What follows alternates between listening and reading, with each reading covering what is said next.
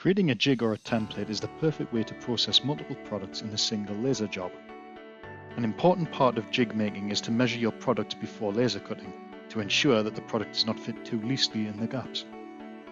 Once you've measured the product, you can easily begin laser processing the material. You can create a range of jigs to hold products, from ones that hold several to ones that fill the full laser bed. Having a selection will give you the tools to cope with larger bulk orders or smaller one-off jobs. Once laser processing is finished, remove the cut sections of the jig and you are now ready to load your products for personalisation. More tips for jig making can be found at troteclaser.com.